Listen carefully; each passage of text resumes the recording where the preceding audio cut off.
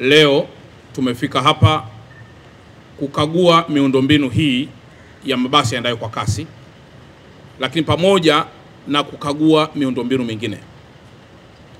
Kwa hiyo awali ya yote nitumie nafasi hii kwanza kumshukuru Mungu mpaka hapa tulipofikia. Tunaamini kwamba kila mmoja kimtazama mwenzie anaweza kumshukuru Mungu katika hatua tuliopo sasa. Lakini jambo la pili la muhimu ni mshukuru sana Amiri Jeshi Mkuu na Rais wetu wa Jamhuri ya Muungano wa Tanzania, kwanza kwa yeye mwenyewe kushika tena madaraka haya kwa awamu ya pili, lakini pia kuendelea kuiunda serikali. Lakini tatu la muhimu ni tamko lake la kuendelea kujenga Tanzania yenye maridhiano, kwa maana tupate nchi ambayo inaweza kuzungumza lugha moja, tupate nchi ambayo Watanzania watakuwa na furaha juu ya rasilimali zao na juu ya serikali yao. Ndugu zangu wananchi na waandishi wa habari kwa ujumla, hapa nyuma yangu ni sample ya basi ambalo limevunjwa vioo, litaka kuchomwa, lakini ikiwa ni muendelezo pia wa mabasi mengine ya UDART ambayo pia yalichomwa. Na kwa sasa serikali inaendelea na tathmini kuhusiana na kiwango hicho cha uharibifu wa miundombinu ya serikali, miundombinu ya watu binafsi, lakini pamoja pia na wale wengine ambao wamepata madhara katika maisha na katika mambo mengineyo. Kwa hiyo jambo la muhimu ni wasihi tuendelee kuwa na utulivu, ni wasihi tuendelee kujenga upendo, lakini wasihi sana pia tuendelee kuwa wamoja. Na ni wasihi pia kwamba migogoro ya namna hii tusiangalie katika jicho la kawaida. Tunaweza tukagombana mimi na wewe ndani ya taifa letu, lakini akawepo adui mkubwa wa maendeleo yetu anayetuchungulia sisi tukiwa tunalumbana na akapita katikati yetu.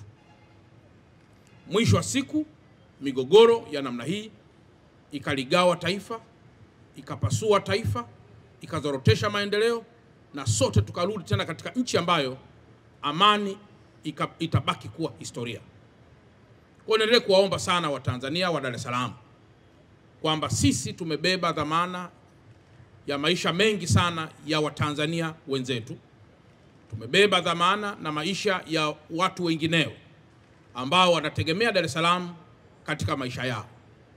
Mtaungana mimi kwamba wenzetu wa Zambia, Malawi, Kongo na baadhi ya nchi zingine ambazo zina bandari zinategemea sana ukanda huu wa Dar es Salaam kuweza kufikisha mizigo kwenye mataifa yao. Sambamba na hili, tarehe 29 ya mwezi wa 10 uchaguzi ulikwisha. Na kama uchaguzi ulikwisha, ni wajibu sasa sote tuweke hasira zetu kando, tujenge taifa letu. Taifa letu kwa muda kama siku 3 baada ya kuwa na lockdown, naamini sio hasara tu ya fedha tumeipata, kuna hasara za maisha pia, kuna hasara za maendeleo tumezipata, pamoja na hasara zinginezo nyingi tu ambazo kama hali hii inaweza kujirudia tena, madhara yake yanaweza kuwa pengine makubwa, au taifa letu linaweza kukwama zaidi katika maendeleo yake. Kwa hiyo ni toe rai hii zaidi, kama ambavyo Mheshimiwa Rais amekushaahidi ndani ya siku 100 ata launch mchakato wa katiba mpya, lakini ndani pia ya siku hizi chache anaanzisha mchakato wa maridhiano. Kwa hiyo tukubali kwamba hakuna nchi nyingine tutakayokwenda kuishi zaidi ya Tanzania tulionayo sasa. Mkiangalia mabasi haya, leo tuko kwenye hii barabara ya Mbagala, lakini kuna barabara ya BRT1, hii ni BRT2. Barabara ya BRT1 inayotoka Gerezani na kwenda mpaka kule Kimara. Vituo vingi vya mwendo kasi vimeharibiwa. Lakini pia na barabara hii nayo vituo navyo vingi pia vimeharibiwa. Lakini nimeona namna ambavyo Watanzania wa Mbagala wanataabika kwa sasa.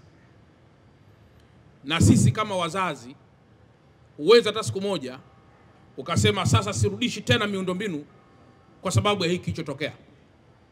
Nimekwisha elekeza hakuna shule hata moja iliyoharibiwa ambayo itafungwa kwa sababu ya uharibifu huo. Pesa hiyo ya serikali inaendelea na ukarabati wa shule, ukarabati wa vituo vya afya na ukarabati wa miundombinu mingine ambayo inaweza kuwa ilipata madhara.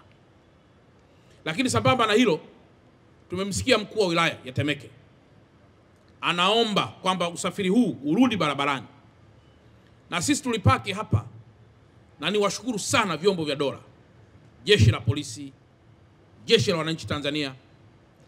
Mabasi kama haya mnayoyaona, yote haya unayoyaona hapa, kama tungezembea mabasi haya yote yangeweza kuchoma moto.